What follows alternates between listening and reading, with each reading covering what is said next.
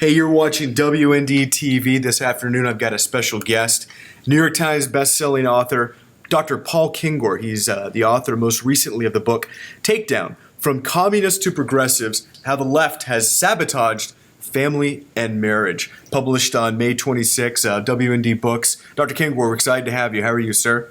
Good, Michael. How are you? Well, I wish I could say I was better, but when you take a look at what's going on out there in the so-called culture, and especially with the heroes that we're celebrating, I can remember, I was born in the mid-'80s, but there was a big stink made in the '70s about a book called Ball 4, which it was an inside look at Major League Baseball. And, people thought, my gosh, this is such a scandal to see the daily lives of athletes. And yet now, a daily life of an athlete from the '70s, a decathlete, who came to fame because of the Kardashian cultural wave, which has now kind of capsized America. I'm talking about Bruce Jenner, Dr. Kengor. He was just given, and I don't want to say she because he's biologically a male still. He goes by the name Caitlyn. But on this past week, he was awarded the Arthur Ashe Courage Award at the Espys by ESPN. And I just want to get your take on what that moment represents, in your opinion, in the history of sports and sort of where the culture is going.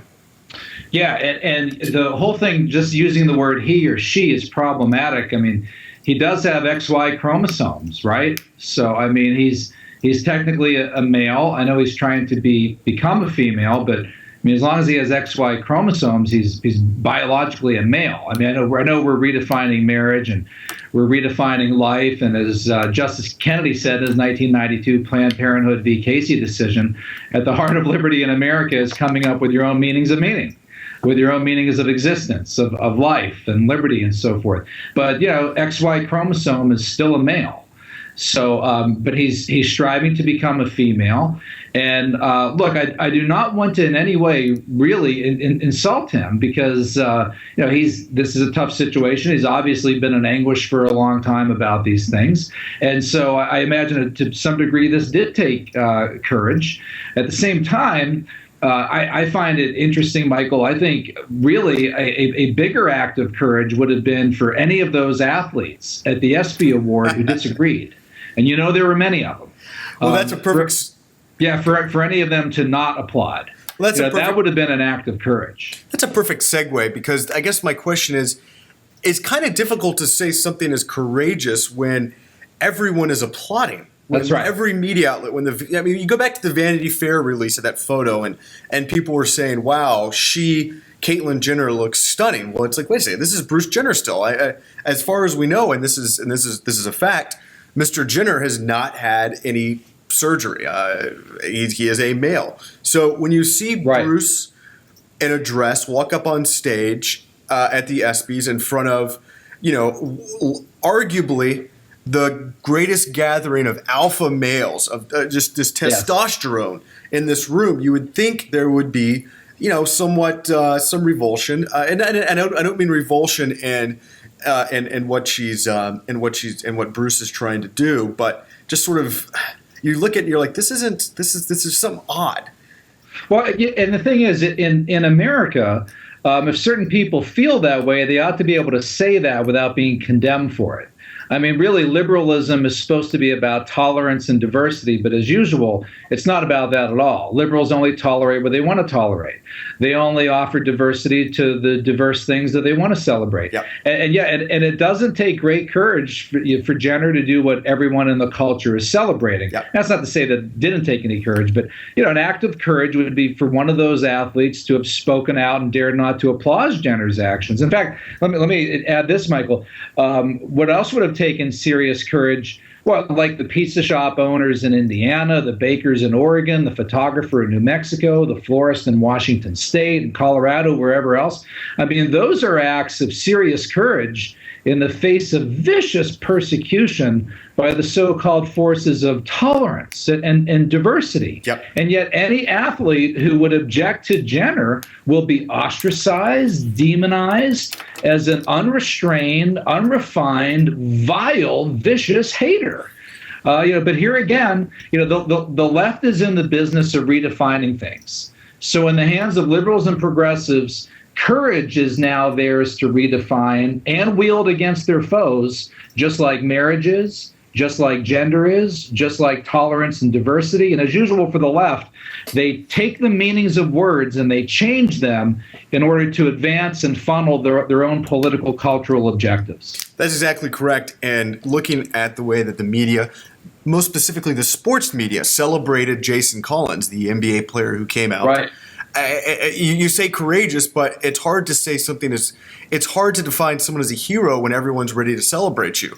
Sure. And then promote you as some sort of cause célèbre or this entity that is overcoming something when you're on the cover of Sports Illustrated. No one's trying to impede you from being on the cover of Sports Illustrated. And then last year's Arthur Ashe Courage Award winner, Michael Sam, who was the first, I'm still convinced that one day we'll see the true story that the NFL put pressure on some of the teams to draft him in that last round, because the guy was completely undersized, and he's washed out of the Canadian Football League. But everyone celebrated it. Everyone celebrated that moment. It was on television. I remember when he got drafted and he kissed his partner. And you're like, what? Why is the media here to do this? And this brings me to what the media did capture at that Espy Award last Wednesday. And this is a very important point because it'll get on something that we'll touch in a few minutes about never being the first to stop clapping. One of the NFL's most storied, most honored, and most venerated players, Brett Farve, played for the Green Bay Packers, the Jets, and the Vikings, had just a tremendous career, redefined the quarterback position. He was filmed at about the 26-minute mark. We're going to show you the video as I'm talking here, as Bruce Jenner appears on stage in the dress, and everyone is applauding. Everyone gives Bruce a standing ovation. And then Brett Favre kind of stops clapping and rubs his hands. By the way, he did clap. He was clapping. And the reason I bring this up is as I watched this, and everyone was saying this was such a touching speech. You know, he spoke for 30 minutes, and Bruce's speech was captivating. It was just this powerful moment coming out, and I told some friends, I said, he's going to be hammered for being the first person to stop clapping. And wow. If you could, real quick, go and tell me where that comes from in the historical significance. You being a historian, I think you know exactly where I'm going with this. Sure. Yeah. What's fascinating in Alexander Solzhenitsyn's The Gulag Archipelago, which I have a copy right here. I mean, this is what I teach, and there is this is volume 1. And it's on page 69. And they talk here, this Solzhenitsyn narrates a vignette from a party official. It was at a district party conference underway in the Moscow province. It was a tribute to Comrade Stalin, was called for. And here, I'll read from it. At the conclusion of the conference, a tribute to Comrade Stalin was called for. Of course, everyone stood up. The small hall echoed with stormy applause, rising to an ovation. For 3 minutes, 4 minutes, 5 minutes, the stormy applause rising to an ovation continued. But palms were getting sore, raised arms were already aching, and the older people were panting from exhaustion. I mean, you've got these old communist apparatchiks who can't stand up and clap that loud for that long. It was becoming insufferably silly even to those who really adored Stalin. However, who would dare to be the first to stop, right? Who would dare to be the first to stop? The secretary of the district party committee could have done it. He was standing on the platform, and it was also he who had called for the ovation. But he was a newcomer.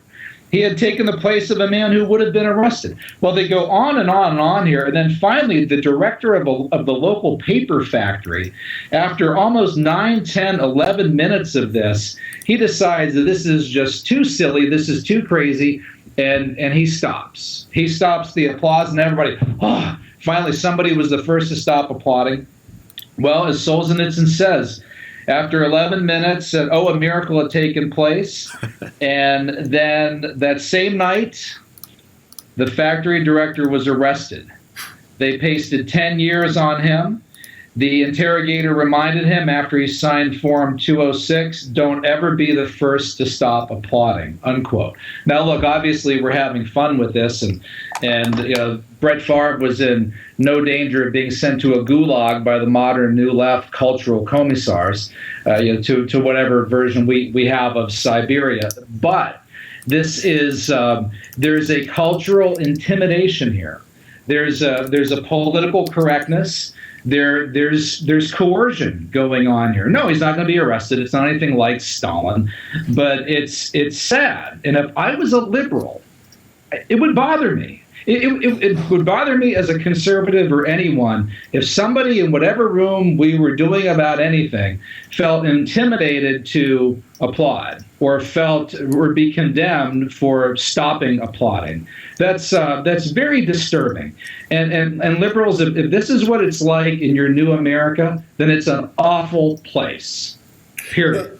And that's an important point. You're talking about tolerance and the winners now of the cultural war. I think it's safe to say that the cultural war is over in a lot of ways. Yeah, I want to be tolerant. I don't want to discriminate. I don't want to make fun of Jenner. But somebody ought to. If somebody doesn't want to applaud, or no, it's worse than that. If someone doesn't want to applaud what's judged long enough, he clapped. But apparently, comrade, this wasn't sufficient clapping, right? You did not clap long enough, right? So he didn't clap long enough. And I went to the New York Post online, and they showed repeatedly, over and over and over again, and running a replay, Favre clapping and then sort of stopping and rubbing his hands, and Jenner walking down, and then again, it's the same scene over and over again. This is ridiculous. Is this liberalism? This is completely intolerant.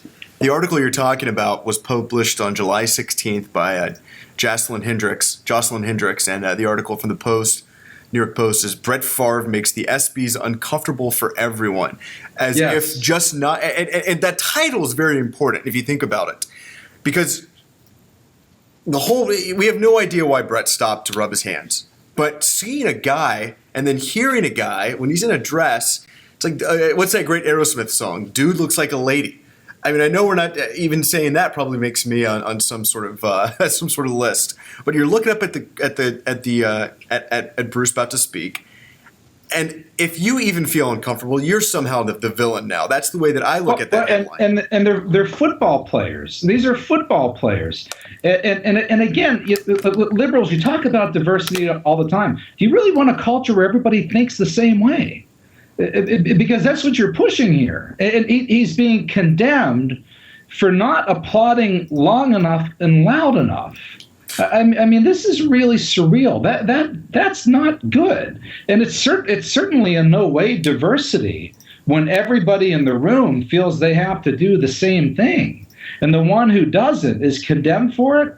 I mean, the mavens of our modern ministry of culture. Is this really what the kind of America they want?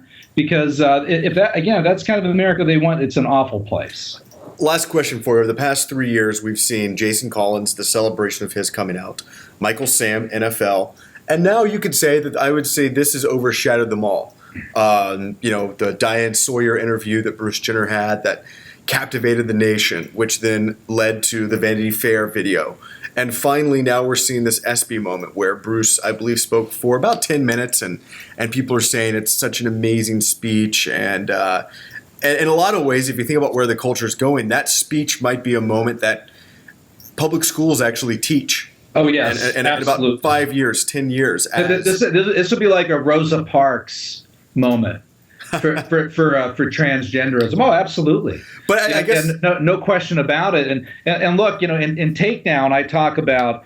I have a chapter called "The Gay Marriage President" about President Obama on the gay issues, and his first safe school czar, Kevin Brett Jennings, and a lot of the whole safe schools anti-bullying agenda was about tolerance of these kinds of issues, and a tolerance, as we've seen, that has been pushed to the level of acceptance, and then when that doesn't work, forced acceptance by cultural intimidation. So absolutely, this will be played in public schools as like a seminal moment in transgenderism in the new America. Hey, you've been watching WND TV. Our guest was Dr. Paul Kengor. His fantastic new book, it's available at Amazon, Barnes & Noble, and signed exclusively in a hardcover edition at the WND Superstore. It's Takedown from Communists to Progressives, How the Left Has Sabotaged Family and Marriage. Dr. Kengor, I think the lesson we can give everyone out there is never be the first to stop clapping. Never be the first to stop clapping, whether in Stalinist Russia or the new America. We'll talk to you soon, sir. Thank you for your time.